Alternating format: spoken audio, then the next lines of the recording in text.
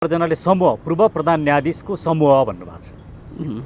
प्रधान न्यायाधीशहरू भनेको समूह बनाउने व्यक्तित्व होइन। त्यो शब्दै गलत छ, त्यहीँबाट गलत छ। एउटा समूह बनाएर उहाँले जुन पोजिसन लिनुभएको छ त्यो प्रक्रिया नै गलत छ पहिलो। दोस्रो कुरा, अदालतमा विचाराधीन विषयमा उहाँहरूले भन्नुपर्ने चाहिँ के थियो भने संसद पुनर्स्थापना हुन्छ कि हुँदैन, संविधान अनुकूल विघटन भएको छ कि छैन, यो सम्पूर्ण विषयमा अदालतले निर्णय गर्छ र सबैले अदालतको निर्णयलाई पखौँ र मानौँ र अदालतलाई विवादमा तान्ने काम नगरौँ भन्ने वक्तव्य चाहिँ उहाँहरूको आउनु पर्थ्यो। उहाँहरूलाई फोन गरेँ, जस्तो सुशीला कार्कीलाई गरेँ, मैले कल्याण श्रेष्ठलाई गरेँ। उहाँहरू पृथ्वी जयन्ती मनाउन सडकमा आउन नसक्ने, अनिच्छा जाहेर गर्ने, नेपाली हुँ भन्ने कुरोमा उहाँहरूलाई गर्व छ कि छैन मलाई थाहा छैन। किन पृथ्वी जयन्ती मनाउनमा सडकमा आउन हिचकिचाउने मान्छेलाई मैले कसरी एउटा गर्ववान्वित नेपाली भनौँ। उहाँहरू पूर्व प्रधान न्यायाधीशको ट्याग झुन्ड्याउन चाहिँ रहर गर्नुभयो। पदले इज्जत र प्रतिष्ठा हुँदैन। पहिला नागरिक बन्नुहोस्, नागरिकको कर्तव्य पुरा गर्नुहोस्। नागरिक धर्मभन्दा बाहिर गएर तपाईँको पदले तपाईँलाई सुरक्षा दिन सक्दैन। प्रचण्ड र माधव नेपालको एजेन्डा बोक्नु पनि, प्रचण्ड र माधव नेपालको एजेन्डा त उहाँले बोकेको देखियो। त्यसले हेर्दा उहाँलाई त्यो एजेन्डा बोक्दाखेरि चाहिँ निष्पक्ष हुने, पृथ्वीनारायण शाहको जन्म जयन्तीमा आउन चाहिँ निष्पक्ष नहुने देख्नुभयो उहाँहरूले। उहाँहरूको विवेकमाथि प्रश्न उठाउँछु म, उहाँहरूको नेपालीत्वमाथि म प्रश्न उठाउँछु। यसले मलाई चित्त दुखेको छ। अहिले पनि संसदीय प्रणाली भएकै मुलुक हो जहाँ 2 वर्षमा 4 चोटि संसद विघटन भयो र निर्वाचन हुँदैछ छिटै, र त्यो निर्वाचनबाट पनि कसैले बहुमत ल्याएर नि फेरि संसद विघटन हुँदैछ। प्रधान न्यायाधीशको कहाँ समूह हुन्छ? प्रधान न्यायाधीश त्यसरी गुटबन्दी गर्न मिल्छ त? पूर्व प्रधान न्यायाधीशले हामी चाहिँ पूर्व प्रधान न्यायाधीशहरूको समूह, त्यो समूह भन्ने शब्द आफैमा राजनीतिक शब्द हो कि त्यस्तो गर्न मिल्छ? प्रधानमन्त्री ओलीको तर्फबाट बहस गर्दैछु, तर पनि मैले प्रधानमन्त्री ओलीका पनि कमजोरीको बारेमा बोलिराखेको छु। म प्रधानमन्त्री ओली 100% सही मैले भनिरहेको छैन। मेरो सडकको आन्दोलन उहाँकै विरुद्धमा हो, म त्यो पनि भनिरहेको छु। तर संसद पुनर्स्थापना गरेर यो राजनीतिक समस्या समाधान हुँदैन। वरिष्ठ अधिवक्ता सुरेन्द्र भण्डारी जो नेपालका लागि नेपाली अभियानको पनि संयोजक हुनुहुन्छ, अहिले राष्ट्रिय नागरिक आन्दोलन समितिका पनि शीर्ष नेतृत्वमा उहाँ रहनुभएको छ। यहाँलाई हार्दिक स्वागत छ। धन्यवाद सर। के गर्दै हुनुहुन्छ अहिले? अब नजिकै चाहिँ पृथ्वी जयन्ती विशेष कार्यक्रम छ भन्ने सुनिन्छ, कता कता के गर्दै हुनुहुन्छ? थोरै त्यहाँबाट अरू विषयमा प्रवेश। हिजो र अस्तिको दिन हामी पर्चा पनि बाँड्यौँ। अस्तिको दिन हामी काठमाडौँका विभिन्न ठाउँमा गएर पर्चा बाँड्यौँ। धेरै लामो समय त बाँड्न सकेन, हामी 2-3 घन्टा हिँड्यौँ। हिजो हामीले पाटन एरियामा झन्डै 4 घन्टा जति पर्चा बाँड्यौँ र अहिले त्यही आन्तरिक तयारीमा छौँ, भोलिको कार्यक्रमको तयारीमा लागेका छौँ। हजुर, के हुँदैछ काठमाडौँ पोखरामा पनि? अब हेलिकप्टरबाटै पुष्पवृष्टि गर्ने सम्मका कुराहरू आएका छन्। देशका अन्य ठाउँहरूमा पनि बृहत सभा हुँदैछ भन्ने कुरा छ। के हुँदैछ? कहाँ के हुँदैछ जानकारी? काठमाडौँमा पुस 27 गते 11 बजे रत्न पार्कमा भेला भएर बागबजार, पुत्तली सडक, प्रदर्शनी मार्ग हुँदै सिंहदरबार पृथ्वीनारायण शाहको शालिगमा आएर 108 फिट लामो माल्यार्पण गर्ने र हेलिकप्टरबाट पुष्पवृष्टि गर्ने हामी तयारीमा छौँ। काठमाडौँमा पनि तर काठमाडौँमा एउटा अहिले हाम्रा साथीहरू सरकारी निकायसँग कोअर्डिनेसन गरिरहनु भएको छ कि त्यो चाहिँ एउटा निषेधित क्षेत्र भएकोले हेलिकप्टरबाट गर्न दिने कि नदिने भनेर सरकार निर्णयमा पुगिसकेको अवस्था छैन। तर हामीले कुनै अन्य उद्देश्यले त्यहाँ हेलिकप्टर ल्याउन खोजेका होइनौँ। खालि पुष्पवृष्टि गर्नको लागि 5-7 मिनटको हो र त्यो समयलाई दिनुपर्दछ भन्ने हाम्रो माग छ र अहिले पनि साथीहरू सरकारी निकायमै हुनुहुन्छ। अहिले काठमाडौँको कार्यक्रममा चाहिँ कसले सम्बोधन गर्नुहुन्छ? तपाईँ बस्नुहुन्छ, मनिषा कोइरालाका कुराहरू पनि आइरहेछन्, रुक्माङ्गद कटुवालहरू अस्ति सरिक हुनुभएको थियो तपाईँहरूको प्रेसमा। के हुँदैछ भोलि चाहिँ? भोलि रुक्माङ्गद कटुवाल चिफ साहब वीरगन्जको कार्यक्रममा जानुहुन्छ, उहाँले वीरगन्जमा सम्बोधन गर्ने कार्यक्रम छ। बालकृष्ण नेउपानेजी पोखरामा जानुहुन्छ, उहाँले पोखरामा सम्बोधन गर्ने कार्यक्रम छ। केही साथीहरू चितवनमा हुनुहुन्छ, केही साथीहरू बुटोलमा जानुहुन्छ, केही साथीहरू नवलपरासीमा जानुहुन्छ, केही साथीहरू विराटनगर जानुहुन्छ। हुन त अन्य ठाउँमा पनि भइरहेछ, विभिन्न ठाउँमा, मुलुकका विभिन्न ठाउँमा, मधेसमा जनकपुर, सर्लाही, सप्तरी, झापा, कञ्चनपुर लगायत विभिन्न ठाउँमा कार्यक्रम भइरहेछ। त्यसैले भोलि चाहिँ पृथ्वी जयन्तीको उपलक्ष्यमा मुलुकभरि नै कार्यक्रमको तयारी छ र मूलतः पोखरा, काठमाडौँ, चितवन,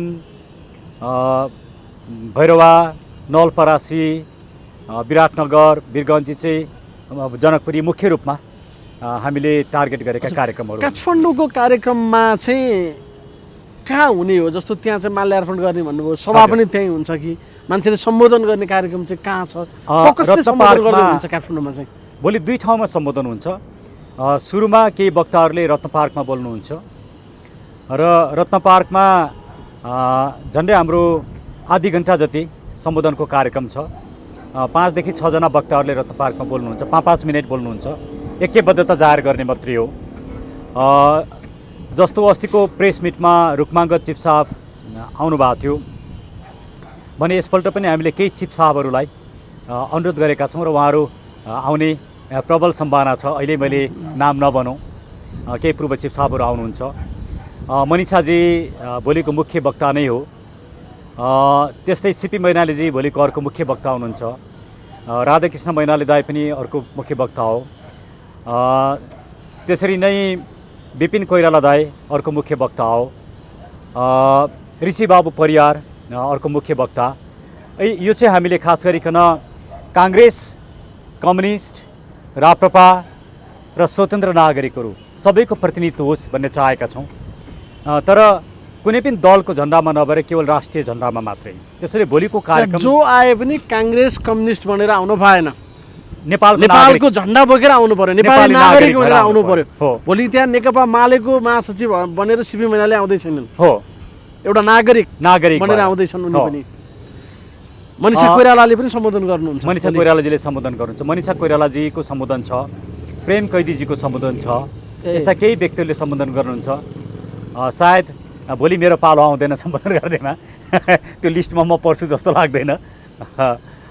सबले भोलि सम्बोधन गर्नुहुन्न, त्यसो भए मैले चान्स पाएँ भने म अब त्यो जे होला भोलिको कार्यक्रम, खालि यो तयारी उपर मात्र कुराकानी गरियो। र यो सन्दर्भमा आजको आँखाले हेर्दाखेरि पृथ्वीनारायण शाहको उहाँको दिव्य उपदेशको र उहाँलाई सम्झना गर्नुपर्ने कारण अझै बढी हुँदै गएको छ कि वर्तमान सन्दर्भलाई जोडेर हेर्दाखेरि पृथ्वीनारायण शाहको खाँचो कहाँनिर छ, त्यो पनको खाँचो कहाँनिर छ?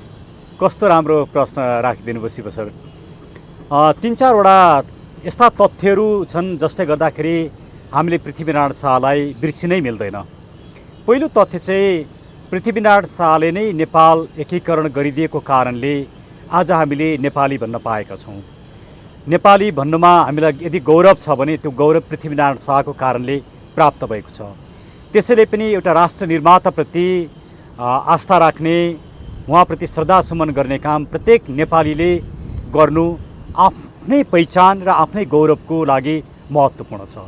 त्यसैले पृथ्वीनारायण शाहलाई भन्दा पनि म नेपाली हुँ, मेरो नेपाली हुनुमा गौरव छ र मेरो पहिचान छ भन्ने भावना भएको प्रत्येक नेपाली नागरिकले पृथ्वीनारायण शाहलाई सम्मान गर्नुपर्दछ भन्ने पहिलो तथ्य। दोस्रो, पृथ्वीनारायण शाहले नेपाल मात्रै एकीकरण गरेनन्, उनले एउटा यस्तो दर्शन दिए जुन दर्शन चाहिँ राज्य व्यवस्था सञ्चालन गर्नका लागि नै महत्त्वपूर्ण छ। हामीले मार्क्सवाद खोजिरहनु पर्दैन, हामीले अर्को कुनै वाद खोजिरहनु पर्दैन, हामीले नेपालवाद खोजे पुग्छ या पृथ्वी पथ खोजे पुग्छ। किनकि उहाँले जुन शासन व्यवस्थाको बारेमा, परराष्ट्र सम्बन्ध र नीतिको बारेमा, आर्थिक नीतिको बारेमा जुन कुराहरू अगाडि सार्नुभयो त्यो अहिले पनि हाम्रो लागि त्यति नै सान्दर्भिक छ। उदाहरणका लागि घुस लिने र घुस दिने राष्ट्रका शत्रु हुन् भनेर उहाँले भन्नुभयो। किन यो महत्त्वपूर्ण रहेछ भने सिङ्गो राज्य व्यवस्था बिग्रिने चाहिँ घुसकै कारणले रहेछ, भ्रष्टाचारकै कारणले रहेछ। भ्रष्टाचार नहुने हो भने जति पनि हाम्रो बजेट छ त्यो बजेट ठिक ठाउँमा लागु हुन्छ, त्यो बजेट खर्च भएको क्वालिटीको हुन्छ र त्यसले नागरिकहरूले थुप्रै सुविधाहरू पाउँछन्। हाम्रो शिक्षा राम्रो हुन्छ, स्वास्थ्य राम्रो हुन्छ, हाम्रा इन्फ्रास्ट्रक्चर राम्रो हुन्छन्, जीवनशैलीमा परिवर्तन आउँछ, नागरिकले कम कर तिर्नुपर्ने हुन्छ, राज्यलाई कम बोझ हुन्छ। त्यसले सिङ्गो व्यक्तिको जीवनसँग हामीले प्रत्यक्ष रूपमा असर पार्दो रहेछ भ्रष्टाचारले। त्यसैले पृथ्वीनारायण शाहले त्यही बेला नै घुस लिने र दिने मुलुकका अपराधी हुन् भनेर जुन भन्नुभयो त्यो ज्यादै महत्त्वपूर्ण रहेछ। र आज मुलुकमा बढेको भ्रष्टाचारको सन्दर्भमा पृथ्वीनारायण शाहको यो उपदेश झनै सार्थक बनेको छ। तेस्रो, उहाँले विदेश नीतिको बारेमा नेपाललाई 2टा ढुङ्गा बिचको तरुल भन्नुभयो एकातिर भने, अर्कोतिर हामीले हाम्रा छिमेकीहरूसँगको सम्बन्ध मित्रवत राख्नुपर्छ तर कुनै एउटा छिमेकीलाई मात्रै पूर्ण रूपमा विश्वास गर्नु हुँदैन र फिरङ्गीहरूले नेपालको धर्म संस्कृति र परम्परा मास्न खोजिरहेका छन्, फिरङ्गीबाट सावधान हुनुपर्छ भन्ने यी तीनटा पक्ष परराष्ट्र नीतिको बारेमा जुन यी तीनटा कुरा राखिदिनु भयो त्यो आज झनै सान्दर्भिक देखियो। किन पनि सान्दर्भिक देखियो भने एउटा राजनीतिक दलको विवाद मिलाउन राजदूत मात्रै नभएर चिनिया कम्युनिस्ट पार्टीका नेता र सरकारमा बसेकै मान्छेहरू पनि आउँदा रहेछन्। यो भनेको राजनीतिक रूपमा एउटा नाङ्गो हस्तक्षेप हो। खुफिया एजेन्सीका व्यक्तिहरू, खास गरी भारतीय खुफिया एजेन्सीका प्रमुख आएर प्रधानमन्त्रीलाई राति 10 बजेदेखि 12 बजेसम्म भेट्ने हिम्मत गर्दा रहेछन्। यसले के देखायो भने हाम्रो परराष्ट्र सम्बन्ध कति तल पुगेको रहेछ भन्ने कुरो देखाउँछ एउटा। दोस्रो कुरा, प्रधानमन्त्री खड्गप्रसाद ओलीले ठुलो दबावका कारणले चुचे नक्सा निकाल्नुभयो, जसको हामी सबैले प्रशंसा पनि गऱ्यौँ। तर खुफिया एजेन्सीका व्यक्ति आइसके पछाडि चुचे नक्साको ठाउँमा फेरि बुच्चे नक्सामा जानुभयो उहाँ। यसले हाम्रो विदेश नीतिमा नेपालको आन्तरिक निर्णय गर्ने क्षमतालाई पनि कसरी विदेशीहरूले असर पार्दा रहेछन् भन्ने कुरा देखिन्छ। तेस्रो त प्रधानमन्त्री आफैले भन्नुभयो कि मेरो सत्ता खोज्न विदेशीहरू नै लागेका छन् भनेर भन्नुभयो। वास्तवमा अहिले पार्टीभित्रको रडाको त हामीले देखि नै हाल्यौँ भने भारत र चीनलाई हामीले व्यवस्थित गर्न सकेनौँ। हामी कुनै एउटाप्रति धेरै नजिक भयौँ, कुनै अर्कोप्रति टाढा भयौँ र दुईटैको सम्बन्धलाई व्यवस्थित गर्न सकेनौँ भने त्यसले पनि हाम्रो विदेश नीतिमा अप्ठ्यारो पर्दो रहेछ भन्ने कुरा पनि प्रष्ट भयो। र फिरङ्गीहरूको जुन कुरा गर्नुभयो, आज नेपालको ठुलो चुनौती चाहिँ हामी नेपाली हौँ भन्ने कुरा नै गुम्ला कि भन्ने डर भयो, नेपालीपना नै गुम्ला कि भन्ने डर भयो। त्यसैले दोस्रो त पृथ्वीनारायण शाहले अगाडि सारेको विदेश नीति पनि महत्त्वपूर्ण रहेछ। तेस्रो अर्थतन्त्रकै बारेमा पनि कस्तो भूमिमा कृषि गर्ने, कस्तो भूमिमा जङ्गल राख्ने, कस्तो भूमिमा खनिज पदार्थहरू लिने, यी सबै कुराहरू पृथ्वीनारायण शाहले आफ्नो दिव्य उपदेशमा राख्नु भएको छ। यसले पनि के देखाउँछ भने हाम्रो अर्थतन्त्रमा खालि दरबार मात्रै मोटो भएर पुग्दैन, नागरिक मोटो भएपछि मात्रै दरबार मोटो हुन्छ है। अर्थात् नागरिकहरू आर्थिक रूपमा सम्पन्न भएपछि मात्रै राज्य पनि सम्पन्न हुन्छ। राज्य मात्रै सम्पन्न हुने र नागरिक चाहिँ गरिब हुने हो भने त्यो राज्य टिक्न सक्दैन भन्ने उहाँको जुन दूरदृष्टि थियो, त्यसले हाम्रो अर्थतन्त्रको एउटा ठुलो सिद्धान्त, एउटा ठुलो नीतिगत प्रश्नलाई चाहिँ नि स्पष्ट पारेको छ। हामीले नागरिकहरूलाई चाहिँ सम्बोधन गर्न नसकेर नागरिकको आर्थिक पक्ष र आर्थिक जीवनलाई सम्बोधन गर्न नसक्दाखेरि आज समाजमा जुन किसिमको विभेद, जुन किसिमको अन्याय देखिएको छ। एउटा सानो कुरा हेरौँ न, आजका ब्याङ्कहरूले 14%, 16%, 20% ब्याज दर लिएका छन्। त्यो ब्याज दरमा पैसा लिन कति गाह्रो छ, अनि कसरी त्यो तिर्ने, युवाहरूले कसरी लगानी गर्न सक्छन् र ब्याङ्कबाट ऋण लिने र लगानी गर्न सक्ने थोरै व्यक्तिहरूले मात्रै सक्छन्, जसको आफ्नै ब्याङ्क छ, आफ्नै फाइनेन्सियल इन्स्टिट्युसन छ। त्यसले हामीले सिङ्गो स्रोतलाई, राज्यको स्रोतलाई केही व्यक्तिहरूको हातमा पुर्याएर नागरिकहरूलाई चाहिँ हामीले असक्षम बनाउने काम गर्यौँ। यो सन्दर्भमा पनि पृथ्वीनारायण शाहको जुन पोलिसी छ, नीति छ, त्यो सान्दर्भिक देखिएको छ। र सुरक्षाको मामलामा पनि उहाँले जुन कुरा अगाडि सार्नुभयो कि नेपालको सुरक्षा कसरी गर्नुपर्दछ, केमा नेपालको सुरक्षा आधारित छ भन्ने कुरा, त्यो पनि त्यति नै महत्त्वपूर्ण छ। र पाँचौँ र मलाई सबैभन्दा महत्त्वपूर्ण लागेको चाहिँ पृथ्वीनारायण शाहले यो मुलुक चाहिँ एउटा जातको मात्रै मुलुक होइन, एउटा सम्प्रदायको मात्रै मुलुक होइन, यो खास अर्थमा हिन्दुस्तान हो। हिन्दुस्तान भनेको यो हिन्दकुश रिजनमा बस्ने सबै व्यक्तिहरूको हो यो। यसभित्र उहाँले हिन्दूलाई मात्रै भन्नुभएको होइन, यसभित्र यो क्षेत्रमा बस्ने, यो भौगोलिक क्षेत्रमा बस्ने सबै व्यक्तिहरूको यो साझा फुलबारी हो। अर्थात् यहाँ विभिन्न धर्म, वर्ण, जात, जाति, भाषा, भाषी, संस्कृतिका व्यक्तिहरू यहाँ अटाउँछन्। त्यसैले यसलाई उहाँले फुलबारी भन्नुभयो। आज समाजमा जुन किसिमको विभेद देखिएको छ, जुन किसिमको सामाजिक एउटा सोसल जस्टिसको समस्या देखिएको छ, त्यसलाई सम्बोधन गर्नुपर्दछ भन्ने कुरा त पृथ्वीनारायण शाहको दिव्य उपदेशमै पाइन्छ। यो आधारमा कम्तीमा पनि यी पाँचवटा आधारमा आज पृथ्वीनारायण शाह चाहिँ हाम्रो लागि ज्यादै महत्त्वपूर्ण, केवल राष्ट्र निर्माताको रूपमा मात्रै होइन कि समाजलाई कसरी सञ्चालन गर्ने, समाजको राजनीति कसरी सञ्चालन गर्ने, आर्थिक व्यवस्थापन कसरी गर्ने, सांस्कृतिक व्यवस्थापन कसरी गर्ने, यी सिङ्गो कुरामा पृथ्वीनारायण शाहको दिव्य उपदेशलाई हामीले एउटा दर्शन मान्यौँ भने, खालि एउटा राष्ट्रिय एकता गर्नुभयो, उहाँले एकीकरण गर्नुभयो भौगोलिक रूपमा अथवा सबै दृष्टिकोणले, त्यस कारणले गर्दाखेरि मात्र पृथ्वीनारायणलाई सम्झिनुपर्छ भन्ने होइन। उहाँको दिव्य उपदेशहरू अहिले पनि कार्यान्वयन गर्ने अथवा त्यसको भावलाई लिएर अगाडि बढ्न चाहिँ अहिले पनि त्यति नै जरुरी छ भन्नुभयो होइन। तपाईँले जति सुरक्षादेखि परराष्ट्र नीति, आर्थिक नीति, जति जतिमा कुराहरू गर्नुभयो, मैले 10 मिनटमा भनेको कुरो यहाँले 10 सेकेन्डमा राख्नु, यो एउटा सन्दर्भ हो। हजुर, अब अलिकति हामी अर्को विषयमा पनि प्रवेश गरौँ। खालि यो तपाईँको कार्यक्रमको तयारी के छ र किन आज पनि जरुरी छ पृथ्वीनारायणलाई सम्झन भनेर। र म यसैमा अर्कोमा जानुभन्दा अगाडि यहाँकै कार्यक्रममा म अवसर पनि लिइहालौँ। पुस 27 गते 11 बजे सबै नेपाली नागरिकहरूलाई आफू नेपाली हुँ भन्नेमा गर्व भएका नेपाली नागरिकहरूलाई उपस्थित भएर ऐक्यबद्धता जाहेर गरेर सँगसँगै पृथ्वी जयन्ती र राष्ट्रिय एकता दिवस मनाऊँ भनेर पनि म अपिल गर्न चाहन्छु। हजुर, अब अर्को सन्दर्भमा हामी जाउँ, विषय अन्तर गरौँ। सर्वोच्च अदालतमा एउटा विषय अहिले विचाराधीन अवस्थामा रहेको छ, बहस चलिरहेको छ। संसद विघटनको विषयले राष्ट्रिय रूपमा धेरै ठुलो तरङ्ग, पक्ष विपक्षमा तर्क आफ्ना ढङ्गले गरिरहेछ। अरूले गरेको त अब त्यसलाई कसरी हेर्ने हो, कसैले पक्षमा गरेका छन्, कसैले विपक्षमा गरेका छन्, आफ्ना मत अभिमतहरू नागरिक स्तरबाट राजनैतिक दलहरूले अरूले गरिरहनु भएको छ। यही बिचमा एउटा विषय आयो कि पूर्व प्रधान न्यायाधीशहरू 4 जनाले पनि विज्ञप्ति जारी गरेर यो चाहिँ गैर संवैधानिक छ, त्यस्तो गर्न मिल्दैन भन्ने आशयको र उहाँको भावार्थ चाहिँ संसद पुनर्स्थापना गर्नुपर्छ अदालतले भन्ने ढङ्गले आयो। मिल्छ यसो गर्न? ज्यादै राम्रो प्रश्न आचार्य सर। यो मिल्दैन। किन मिल्दैन भने पूर्व प्रधान न्यायाधीशले एउटा कानुनविदको रूपमा, नागरिकको रूपमा, व्यक्तिगत रूपमा आफ्नो विचार राख्न पाइन्छ। तर उहाँहरू 4 जनाले समूह, पूर्व प्रधान न्यायाधीशको समूह भन्नुभएको छ। प्रधान न्यायाधीशहरू भनेको समूह बनाउने व्यक्तित्व होइन। त्यो शब्दै गलत छ, त्यहीँबाट गलत छ। पूर्व प्रधान न्यायाधीशहरूको समूह र एउटा समूह बनाएर उहाँले जुन पोजिसन लिनुभएको छ त्यो प्रक्रिया नै गलत छ पहिलो।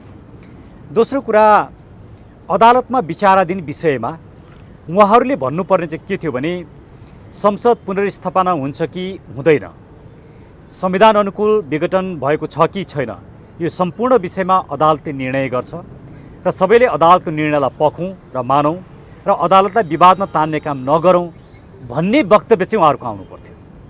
त्यो वक्तव्य आएको भए उहाँहरूको छवि ज्यादै उच्च हुन्थ्यो। तर उहाँहरूले त सबैलाई एउटा इन्स्ट्रक्सन दिने जस्तो अदालतलाई पनि इन्स्ट्रक्सन दिने किसिमले उहाँहरूले बोल्नुभयो। त्यसले के देखिन्छ भने उहाँहरू परोक्ष अपरोक्ष रूपमा अदालतलाई निर्देशन दिन खोजिरहनु भएको हो कि भन्ने देखिन्छ, जुन गलत छ। दोस्रो, तेस्रो, यो अदालतमा सबजुडिस विषय हो, अदालतमा विचाराधीन विषय हो। अदालतमा विचाराधीन भएको विषयमा पूर्व सर्वोच्च अदालतका न्यायाधीश र प्रधान न्यायाधीशहरूले बोल्नु कहिले पनि उपयुक्त हुँदैन। अदालतमा विचाराधीन नभएको संवैधानिक कानुनी प्रश्नमा बोल्नुपर्छ। उहाँहरूका विचारहरू समाजले सुन्न चाहन्छ।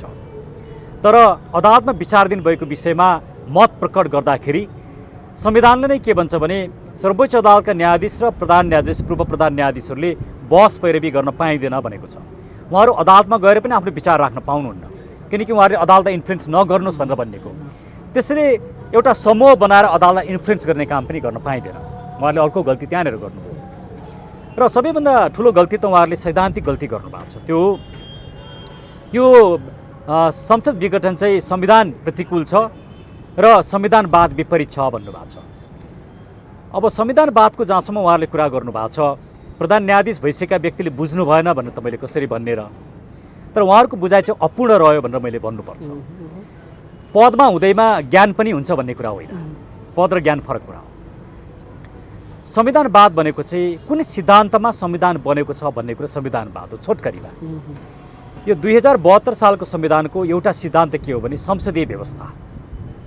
संसदीय व्यवस्थामा धारा 76मा प्रष्ट रूपमा प्रधानमन्त्रीलाई संसद विघटन गर्ने अधिकार नभए पनि संसदीय प्रणाली अन्तर्गत बहुमत प्राप्त प्रधानमन्त्रीले संसद विघटन गर्न पाउने कुरो चाहिँ संसदीय व्यवस्थाको आधारभूत चरित्र हो, त्यो प्रधानमन्त्रीको प्रेरोगेटिभ हो। त्यसैले यो संविधानवादभित्रकै कुरा हो।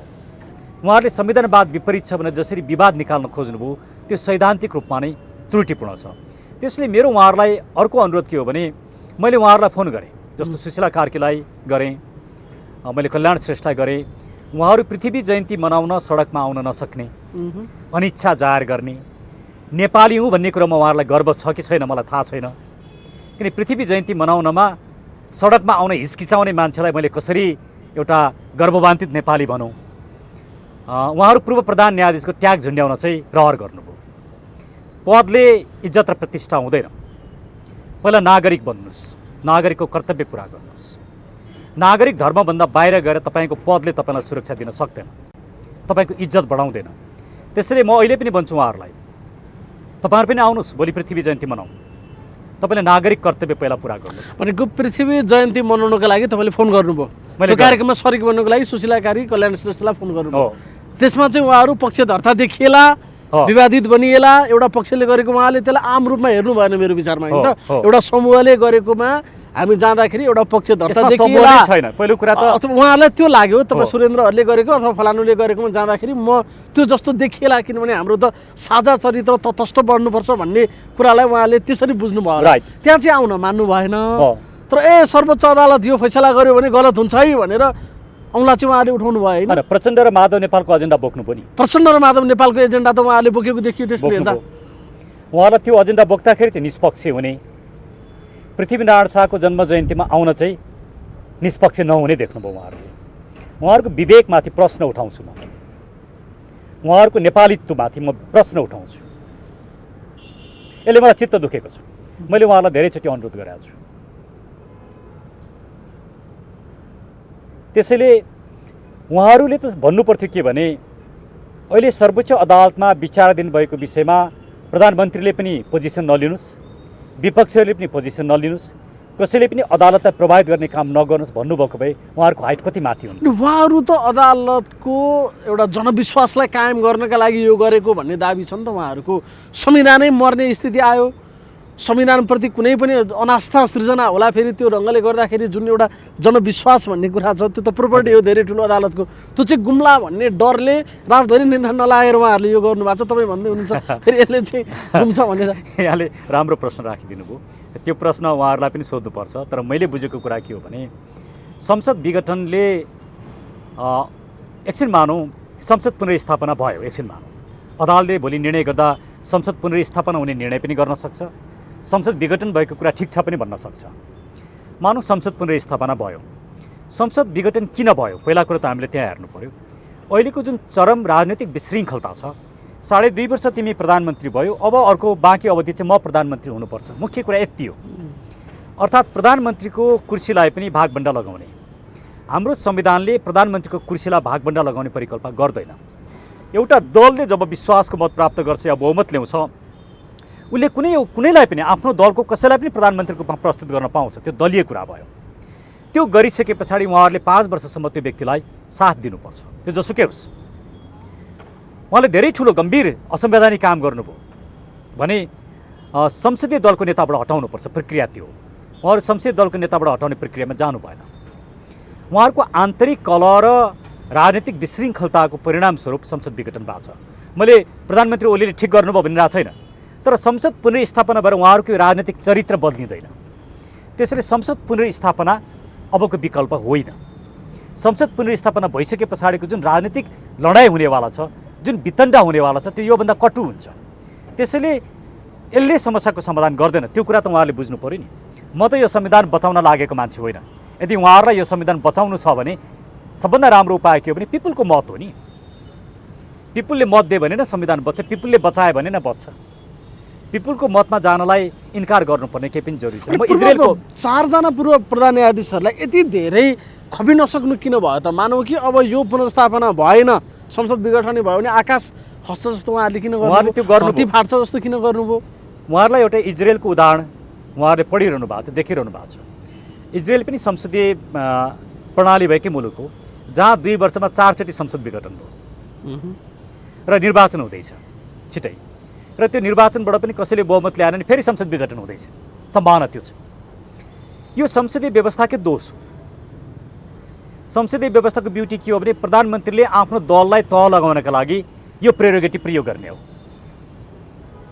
संसदीय व्यवस्थाले त्यो आधारमा संसद डिजोल्युसनको अधिकार प्रधानमन्त्रीलाई दिन्छ। तर यसको नराम्रो पक्ष के हो भने संसदीय व्यवस्था नै आफैमा फितलो, कमजोर र अनस्टेबल बन्छ। अब यो गिरिजाप्रसाद कोइरालाबाट सुरु भएको संसद विघटनको जुन इस्यु छ, खड्गप्रसाद ओलीसम्म आइपुग्दाखेरि पनि यो निरन्तरता पायो। त्यसैले हामीले हेर्नुपर्ने कुरा चाहिँ कसरी यो समस्याको पूर्ण रूपमा सम्बोधन गर्ने भनेर हेर्नुपर्छ। यो किसिमको प्रणाली र व्यवस्थाले यो समस्याको सम्बोधन गर्दैन। त्यसैले संसदीय प्रणालीमा नै आमूल परिवर्तन गर्नुपर्ने जरुरी छ। उहाँहरूले न्युट्रल रूपमा विज्ञप्ति निकाल्नु भएको भए हुन्थ्यो, त्यो पनि समूह भनेर निकाल्नु हुँदैन। प्रधान न्यायाधीशको कहाँ समूह हुन्छ? प्रधान न्यायाधीश त्यसरी गुटबन्दी गर्न मिल्छ त पूर्व प्रधान न्यायाधीशले? हामी चाहिँ पूर्व प्रधान न्यायाधीशहरूको समूह, त्यो समूह भन्ने शब्द आफैमा राजनीतिक शब्द हो के? त्यस्तो गर्न मिल्छ पूर्व प्रधान न्यायाधीशहरूले? पूर्व प्रधान न्यायाधीश भनेको त एक किसिमले यति मर्यादित पद हो नि कि उहाँहरूले संविधानको व्याख्या गरेर एउटा सिद्धान्त छोड्नु भएको हुन्छ। र फेरि उहाँहरूलाई नै पनि योभन्दा अगाडिका संसद विघटनसँग सम्बन्धित मुद्दाहरू गिरिजाप्रसाद कोइराला, मनमोहन अधिकारीको मुद्दामा सर्वोच्च अदालतले स्थापित गरेको नजिर छ, जुन 11 जनाका न्यायाधीशले बोलेका छन्, त्यो विषयमा पनि उहाँहरूको दृष्टि जानु पर्थ्यो। त्यहाँ त्यो विषयमा दृष्टि गएको छैन। यसले गर्दाखेरि म उहाँहरूलाई योभन्दा बेसी नभनौँ, मेरो उहाँहरूको यो वक्तव्यप्रति पूर्ण रूपमा असहमति छ। उहाँहरूले गलत काम गर्नुभयो। उहाँहरूले संविधानवादको जुन दुहाई दिनुभएको छ, जुन व्याख्या गर्ने कोसिस गर्नुभएको छ, त्यो पूर्ण रूपमा त्रुटिपूर्ण छ र उहाँहरूले आफ्नो भूमिका नै बुझ्नु भएन। आफ्नो भूमिका नबुझ्ने मान्छे जो प्रधान न्यायाधीश रहेछन् होइन यो देशमा, अनि एउटा घटनाले सिङ्गो त्यो कुरालाई हेर्नु हुँदैन, उहाँको सिङ्गो प्रोफेसनलिजमलाई हेर्नु हुँदैन। तर यो घटनाले चाहिँ के देखायो भने उहाँहरूले आफ्नो पदको गरिमा बुझ्नु भएन। उहाँहरूले त एउटा पक्षधर्ता लिएको देखियो नि त। त्यसरी हेर्दाखेरि तपाईँले भन्नुभयो प्रचण्ड र माधव नेपालको एजेन्डा उहाँहरूले बोक्नुभयो। त्यसरी एउटा दलको, एउटा गुटको, एउटा स्वार्थ विशेषको एजेन्डा बोक्न मिल्छ त पूर्व प्रधान न्यायाधीशले? उहाँहरूले भन्नुपर्ने चाहिँ मैले सुरुमै नै उहाँहरूले भन्नुपर्थ्यो के भने त्यो पनि समूह भनेर होइन, हामी पूर्व प्रधान न्यायाधीशहरूलाई यो विषयले चिन्तित तुल्याएको छ। हामी 4 जना पूर्व प्रधान न्यायाधीशहरूलाई भन्नु पर्यो, अरू पनि छन् नि पूर्व प्रधान न्यायाधीश। समूह भन्नु हुँदैन। हामी फलानाहरूलाई यो विषयले हामीलाई पनि चिन्तित तुल्याएको छ र अदालतलाई विवादमा तान्ने काम कुनै पनि पक्षबाट नहोस्, प्रधानमन्त्रीले पनि यस्तो काम नगर्नुहोस्, विपक्षीहरूले पनि यस्तो काम नगर्नुहोस्, नागरिक समाजले पनि यस्तो काम नगरोस् र अदालतको निर्णयलाई सबैले पखौँ र अदालतबाट आउने निर्णयले नै यो विषयको छिनोफानो गर्छ र त्योसम्म कुर्नका लागि हामी सबैलाई अनुरोध गर्दछौँ भने भए कति राम्रो हुन्थ्यो। फेरि यस्तो बेलामा उहाँहरू बोल्नुभयो कि स्पष्ट दुईटा किता काट भएर समाज विभक्त छ नि त। एउटाले एकदम ठिक गर्नुभयो, यो संवैधानिक छ भनिरहेछ, अर्कोले एकदम असंवैधानिक काम गर्नुभयो भनेर लालटिन देखाएर हिँडिरहेछ भनेको समाज विभक्त छ, राजनीतिक दलहरू विभक्त छन्। यस्तो बेलामा एउटाको पक्षधर्ता लिदिनेलाई, त्यो पनि पूर्व प्रधान न्यायाधीशहरूले, यसले त धेरै ठाउँबाट शङ्का गर्ने। समाजमा छलफल हुन्छ, छलफल सुरु भइसकेको छ, फेसबुकहरू रङ्गिसकेका छन्, कानुनी व्यवसायले बोल्न थालेका छन्। कानुनी व्यवसायभित्र पनि फेरि दुईटा धार देखिएको छ। एउटा धारले हो उहाँहरूले गरेको ठिक छ भनिरहेछ होइन, त्यो धार पनि छ। तर मैले स्वतन्त्र रूपमा, किनकि म प्रधानमन्त्री ओलीको तर्फबाट बहस गर्दैछु, तर पनि मैले प्रधानमन्त्री ओलीका पनि कमजोरीको बारेमा म बोलिराखेको छु। म प्रधानमन्त्री ओली 100% सही मैले भनिरहेको छैन। मेरो सडकको आन्दोलन उहाँकै विरुद्धमा हो, म त्यो पनि भनिरहेको छु। तर संसद पुनर्स्थापना गरेर यो राजनीतिक समस्या समाधान हुँदैन। त्यो कारणले म प्रधानमन्त्री ओलीको साथमा यो विषयमा चाहिँ अदालतमा बहस गर्दैछु। अब मैले एउटा पक्ष लिएको कारणले मेरो कुरा न्युट्रल नहुन सक्छ, तर प्रधान न्यायाधीशले बोल्ने कुरा चाहिँ न्युट्रल हुनुपर्थ्यो भन्ने मेरो भनाइ हो। उहाँहरू चाहिँ अधिवक्ता जसरी निस्किनु भयो, उहाँ चाहिँ म जस्तो बहस गरे जस्तो लयर हुनुभयो, मेरो पोजिसनमा आउनुभयो उहाँहरू। जबकि उहाँहरू बहस गर्न जान मिल्दैन, केही कुरा गर्नै मिल्दैन। तटस्थता त फेरि उहाँहरूको एउटा त्यो स्वत पदसँगै आउने विशेषता होला, त्यसलाई पनि उहाँहरूले धज्जी उडाउनु भयो। अब यसमा ताकि कानुनमै पनि त लेख्या होला नि, यसरी चाहिँ विचाराधीन मुद्दामा बोल्न मिल्दैन, अथवा पूर्व प्रधान न्यायाधीशहरूको चाहिँ यो ओहदामा रहनुपर्छ भनेर लेख्या छैन कानुनमै चाहिँ ठ्याक्कै। पूर्व प्रधान न्यायाधीशहरूको आचार संहिता छ, त्यो न्यायाधीशहरूको आचार संहिता न्यायाधीशबाट हटेपछि पनि लागू हुन्छ, किन उहाँहरू एकचोटि न्यायाधीश भएको व्यक्ति सधैँ न्यायाधीश हो। खालि उसले निर्णय मात्रै गर्दैन, रिटायर भएपछि निर्णय गर्दैन, तर ऊ न्यायाधीश चाहिँ हो। त्यो आचार संहिता उहाँहरूलाई पनि लाग्छ। र पूर्व प्रधान न्यायाधीशहरू र सर्वोच्च अदालतको न्यायाधीश भइसकेका व्यक्तिहरूले अदालतमा गएर बहस भन्नुको अर्थ के हो भने कुनै पनि किसिमले उहाँहरूले अदालतलाई प्रभावित गर्ने काम गर्न हुँदैन भनेको। तर उहाँहरूको यो अहिलेको स्टेटमेन्टले अदालतलाई प्रभावित पार्छ, त्यो चाहिँ दुर्भाग्यपूर्ण छ। अब एक थरी तपाईँहरू जस्तै अधिवक्ताको तर्क, म उहाँहरूको साइडबाट सोध्छु कि सामान्य अवस्था र यस्तो विशिष्ट अवस्थाको बारेमा एउटै कुराले हेर्न मिल्दैन, उहाँहरू त्यो भन्नुहुन्छ। र अर्को कुरा चाहिँ केही घटनाक्रमहरू हेर्दाखेरि चाहिँ कहीँ कतै कार्यपालिका र न्यायपालिकाका बिचमा साँठगाँठ हुने हो कि, केपी ओली र चोलेन्द्र शमशेरका बिचमा चाहिँ गोप्य कोठामा केही सम्झौता हुने हो कि, र उहाँहरूको स्वार्थका कारणले गर्दा सम्पूर्ण संविधानप्रतिको आस्था नै मर्ने स्थिति आयो भनेदेखि त्यहाँ चाहिँ कानुनमा के लेख्या छ भनेर बस्नु हुँदैन, त्यहाँ आफ्नो ब्रह्मले देखेको कुरा बोल्नुपर्छ। त्यो अहिले गर्नुभएको हो उहाँहरूले भन्नुहुन्छ क्या? तपाईँहरू जस्तै अर्को मान्छेले के भन्ने? उहाँहरूले भन्ने कुरा चाहिँ के हो भने यदि संविधान बचाउने हो भने अदालतले गरेको निर्णयमा सबैले विश्वास गरौँ, त्यो प्रति आस्था जनाउँ, यो विषय अदालतमा छ, अहिले यसमा विवाद नगरौँ पो भन्नु पऱ्यो त, अदालतको निर्णय मानौँ पो भन्नु पऱ्यो त। अदालतलाई विवादमा नतानौँ भन्नु पर्यो। उहाँहरूले त अदालतलाई विवादमा तान्ने काम गर्नुभयो, एउटा पक्षको भूमिका खेल्नुभयो। त्यसले त न संविधान बच्छ न अदालतको गरिमा बच्छ। उहाँले गरेको काम त गलत भयो नि। उहाँहरू निष्पक्ष हुनु पर्थ्यो, उहाँहरू निष्पक्षता अपनाउन सक्नु भएन। फेरि चारैजना समग्र समाजले पत्याएका व्यक्तिहरू हुनुहुन्छ। एउटै घटनाको कारणले उहाँहरूलाई गलत भन्न हुँदैन, तर यो घटनामा चाहिँ उहाँहरूले गलत भूमिका निभाउनु। विचाराधीन मुद्दालाई प्रभाव पार्ने गरी गतिविधि गर्नु हुँदैन, विचार दिनु हुँदैन भनेर त सायद संविधानमै लेखिया छ होला, कानुनमै लेखिया छ होला। अनि त्यसो गर्ने मान्छेलाई चाहिँ उहाँहरूले गलत गर्नुभयो भन्न मात्र मिल्छ कि अरू बाटो पनि केही छ? होइन, त्योभन्दा बेसी गर्नु मुद्दा चल्न सक्छ उहाँहरूका, त्यसो गर्नु उहाँहरूलाई मुद्दा हाल्नुपर्छ भन्ने पक्षमा छैन। मलाई धेरै मान्छेले फोन छ कि छैन भनेको मैले त्यस्तो अदालतलाई प्रभावित पार्ने काम भयो भनेर कन्टेम्प अफ कोर्टमा मुद्दा हाल्ने कुरा मान्छेहरूले सोच्न सक्छन्। मलाई धेरैले फोन पनि गरे, मुद्दा हाल्नु पर्यो, हामी मुद्दा हाल्छौँ, सहयोग गर्नुहोस् भनेर। मैले भने मुद्दा हाल्ने काम नगर्नुहोस्, किनकि डेमोक्रेटिक सोसाइटी भनेको टलरेन्ट हुनुपर्छ। हामीले सहनशीलता अपनाउन सकेनौँ भने डेमोक्रेसी बस्दैन। डेमोक्रेसीमा आफूलाई जे लाग्छ त्यही कुरा मात्रै हुनुपर्छ भन्ने होइन, विपक्षीको कुरा पनि सुन्न सक्नुपर्छ। तसर्थ उहाँहरूले गलत विचार राख्नुभयो, तर त्यो पनि सुन्न सक्नुपर्छ, धैर्यतापूर्वक सुन्नुपर्छ। उहाँहरूकै विचारहरू खण्डन गर्नुपर्छ, तर्क वितर्क गर्नुपर्छ। तर मुद्दा हाल्ने, हरास गर्ने, उहाँहरू विरुद्ध नारा जुलुस गर्ने काम चाहिँ राम्रो होइन। म त्यो पक्षमा छैन। नगर्नुपर्ने कुरा उहाँहरूले गर्नुभयो, तर उहाँले त्यसो गर्नुभयो भनेर हामीले पनि फेरि त्यसै गर्नु चाहिँ मिल्दैन, अरूले पनि त्यसै गर्नु चाहिँ मिल्दैन। मिल्दैन। अब डाक्टर साहब यहाँले भन्नुभयो, म कुराहरू पनि आइरहेछ यता सामाजिक सञ्जालतिर देखिरहेछ। अब सुरेन्द्र भण्डारी, डाक्टर सुरेन्द्र भण्डारी वरिष्ठ अधिवक्ताले केपी ओलीको पक्षबाट बहस गर्दै हुनुहुन्छ। बहस गर्नु तयार हुनुभएको कि तयारी गर्नुभएको कि सबै तयार ठिकठाक परेको कि कुरा मात्र भइरहेको के हो डाक्टर? त्यो कुरा भइरहेछ। मैले मेरो तर्फबाट सहमति जनाएको छु। बहस गर्ने पालो त अब केही समय पछाडि नै आउला, म त्यसको तयारीमा छु अहिले। मैले किन सहमति जनाएँ भने उहाँहरूको तर्फबाट पनि अनुरोध आयो पटक पटक, र म आफै पनि यो संसद पुनर्स्थापना भएर यो समस्याको सम्बोधन हुन्छ भन्ने पक्षमा छैन। प्रधानमन्त्रीले गर्नुभएका कार्यहरू सबै 100% संविधान सम्मत छन् भन्ने पक्षमा पनि म छैन। तर यति हुँदाहुँदै पनि संसद पुनर्स्थापना निकास होइन। तसर्थ कि त हामीले संसदीय प्रणालीलाई हटाउनु पर्यो। संसदीय प्रणाली यो संविधानले अङ्गीकार गरेको छ भन्ने मान्ने हो भने प्रधानमन्त्रीको त्यो प्रेरोगेटिभ, त्यो जोसुकै होस्, खड्गप्रसाद ओली हुन् कि भोलि प्रचण्ड हुन् कि त्यो शिवहरी आचार्य हुन् कि सुरेन्द्र भण्डारी, जोसुकै छ, त्यो व्यक्तिको कुरा भएन। त्यो पार्लियामेन्ट्री फर्म अफ डेमोक्रेसीको प्रधानमन्त्री, मेजोरिटीको प्रधानमन्त्रीलाई संसदीय प्रणालीमा यो प्रेरोगेटिभ हुन्छ। मैले भर्खर इजरायलकै उदाहरण दिएँ।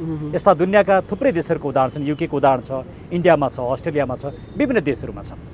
त्यसले हामीले मूलत सिद्धान्तलाई हेर्नु पर्यो। अब यो सिद्धान्त नेपालको सन्दर्भमा धेरै लाभदायक भएन, यसले नेपाललाई हित गर्न सकेन। यो संसदीय प्रणालीकै विषयमा अब सोच्नुपर्ने अवस्था आयो। मैले त लामो समयदेखि भनिराखेकै छु कि यो सिस्टमले काम गर्न सक्दैन। यो सिस्टम फेर्ने कुरामा चाहिँ अब हामी सबैले एक ठाउँमा आएर आग्रह र पूर्वाग्रहभन्दा माथि उठेर मुलुक बचाउनको लागि सोच्ने बेला हो। अब यो बहस त इजलासभन्दा बाहिर गर्नु पर्यो, राइट? त इजलासमा गर्दाखेरि त प्रधानमन्त्रीले गरेको संविधान संसद विघटन चाहिँ संवैधानिक छ, ठिक छ भनेर गर्नु पर्यो। मैले संसदीय अभ्यासका आधारमा इजलासभित्र गर्दाखेरि संसदीय अभ्यासका आधारमा प्रधानमन्त्रीको प्रेरोगेटिभ हो भनेर बहस गर्छु, एउटा। दोस्रो, धारा 76 अन्तर्गत क्लियरली प्रधानमन्त्रीलाई संसद विघटन गर्ने अधिकार छैन। तर हाम्रो संविधानको स्ट्रक्चरले गर्दा धारा 76(5), धारा 85ले संसद विघटन हुने कुराहरूलाई स्वीकार गरेका छन्। त्यसैले ग्रे एरिया छ। मैले फर्स्ट डे मान्छेहरू त लालटिन बालेर खोज्दा पनि त्यो धारा देखिएन भनिरहेछ नि त भने। त्यो त बहस गरौँला नि, त्यो त बहसमा आउँछ। लालटिन बाल्नु पर्दैन, त्यो धारा खोज्नको लागि भेटिन्छ? पर्दैन। दोस्रो पक्ष त्यो। तेस्रो पक्ष सबैजना प्रधानमन्त्री पनि र प्रधानमन्त्रीका विपक्षीहरू पनि र हामीहरू पनि सबै यो इलेक्सन रिफर्ममा लाग्नुपर्छ। इलेक्सन रिफर्म नगरिकन पैसाका आधारमा गर्ने निर्वाचनले मात्रै समस्याको समाधान दिँदैन। यी तिनटै कुराहरू म अदालतमा उठाउँछु। निर्वाचन प्रक्रिया नै यो परिवर्तन गर्नुपर्छ भन्ने विषय पनि उठाउँदै हुनुहुन्छ? म उठाउँछु। कहिले छ पालो? अब डाक्टर साहबको लाइनमा हुनुहुन्छ, मलाई जानकारी आउला।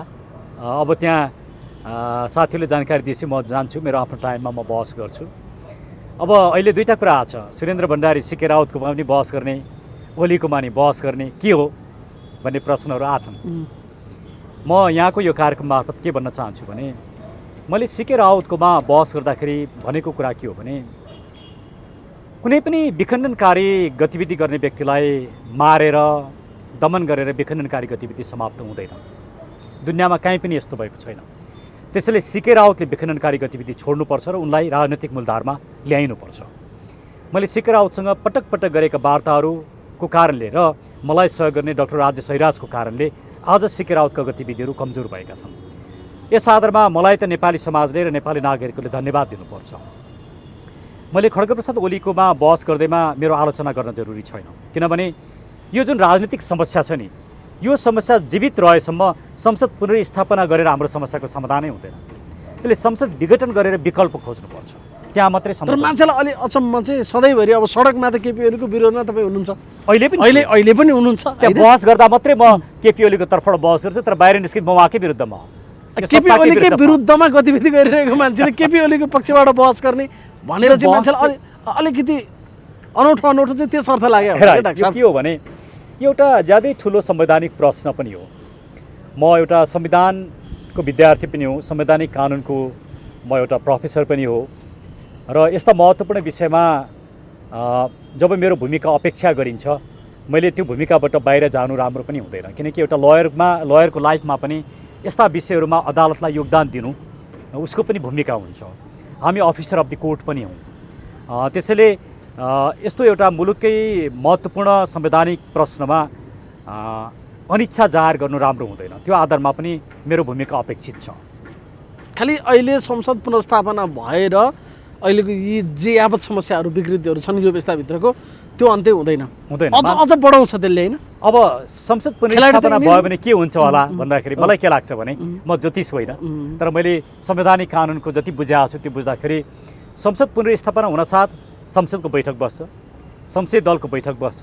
संसदीय दलमा प्रचण्ड माधव नेपाल खेमाको बहुमत पुग्ने प्रधानमन्त्री ओलीलाई त्यहाँबाट हटाउँछन्, संसदीय दलको नेताबाट हटाउँछन् र संसदीय दलको नेता भनेर बसिसके, हटाइसके, हटाएर प्रचण्ड संसदीय दलको नेता भनेर बेहुलो अनमेरो बसिरहेको छ। त्यसले हुँदैन, फेरि त्यसले अर्थ राख्दैन, फेरि बन्नुपर्छ, त्यसले अर्थ राख्दैन, किनभने त्यो त प्रक्रिया सम्मत छैन, त्यसले अर्थ राख्दैन।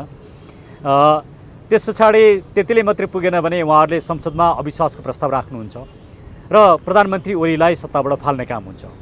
त्यसले उहाँहरूको बिचको द्वन्द्व अझै नराम्रो हुन्छ। म त्यो दलले जुन किसिमको अराजनैतिक गतिविधिमा उहाँहरू संलग्न हुन्छ र राजनीतिलाई असफल बनाउनु भएको छ, अब यो राजनीतिलाई नै असफल बनाउने व्यक्तिहरूलाई फेरि पनि सत्तामा राख्नुपर्छ भन्ने पक्षमा म छैन।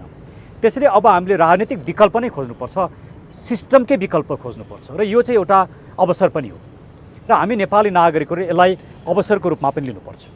हुन्छ, महत्त्वपूर्ण समयको लागि धेरै धेरै धन्यवाद। यहाँलाई पनि धेरै धेरै धन्यवाद। धन्यवाद।